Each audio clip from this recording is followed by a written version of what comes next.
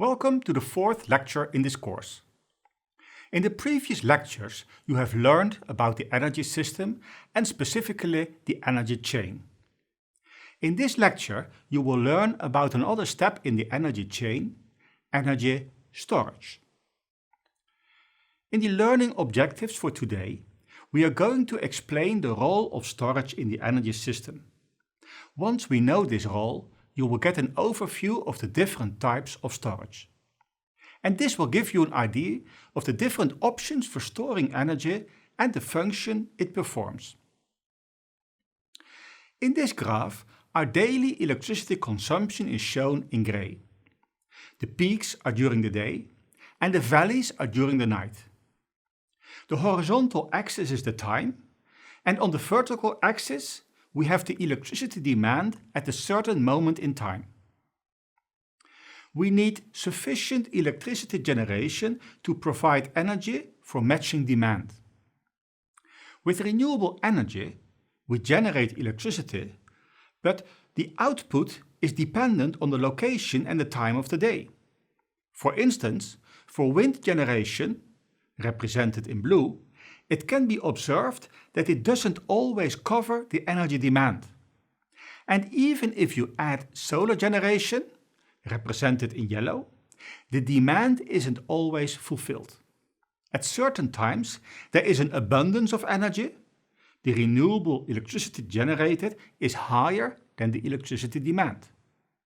At other hours, there is a lack of generated renewable electricity. So, one of the problems with renewable energy generation is the mismatch between the time of availability of renewable energy and the hour of consumer demand. Let's take a more close look at our daily electricity demand. During the night, many people are asleep, so the demand is low. In the morning, everybody wakes up, puts on the coffee machine, and so there is a small peak. Electricity consumption is a bit less during the day, at least for households, but in the evening everybody returns home and then there is another peak as families cook dinner and the televisions are switched on.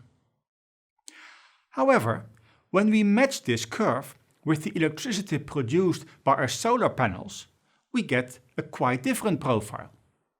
The peak of solar production is during the day, when the demand is relatively low. During the morning and in the evening, there's insufficient solar radiation to meet the high peak in demand. So, this orange area represents the daily energy mismatch between solar power and electricity consumption.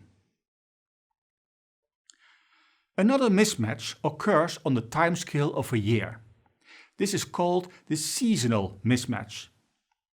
Electricity use typically depends on the country where you live.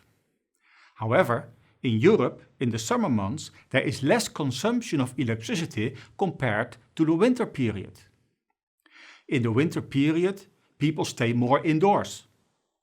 However, solar production typically peaks in the summer period. Although solar panels also generate some electricity during the winter months, it is not sufficient and much less than in the summer. So here again, there's a mismatch. You might ask, how can we solve this problem? The solution is to store energy temporarily in storage systems. These storage systems are charged when there is abundant energy, and they are depleted when there is more usage and generation. An example is charging your electric car during the day with solar energy and driving your car during the evening. Let's take a closer look at two overarching types of energy storage. Storage in the form of chemical energy and storage in the form of mechanical energy. Chemical energy storage is, for example, done in batteries. In electric cars, modern lithium-ion batteries are being used.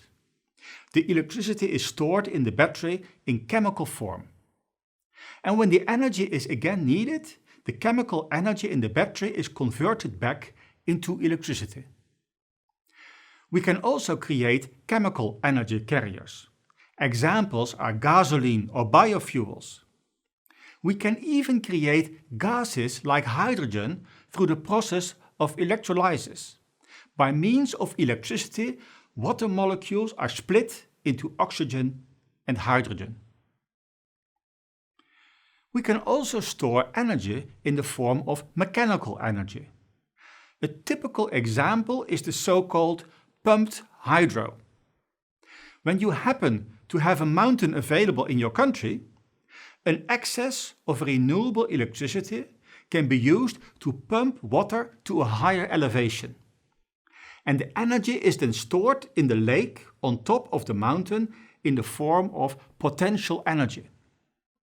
A turbine is then placed in between the high and the lower lakes, which generates electricity when the water is flowing down. So at times of an abundance of energy, the water is pumped into the higher located lake, and the water is used at a later stage when it flows through the turbines. The lake acts in this way as a kind of battery.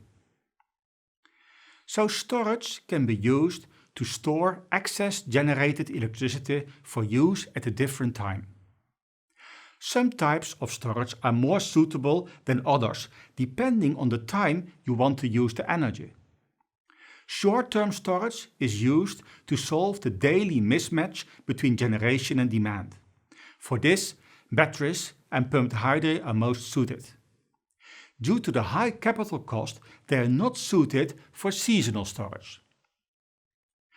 For seasonal storage, we need energy sources that can be stored for prolonged periods of time in a cheap way.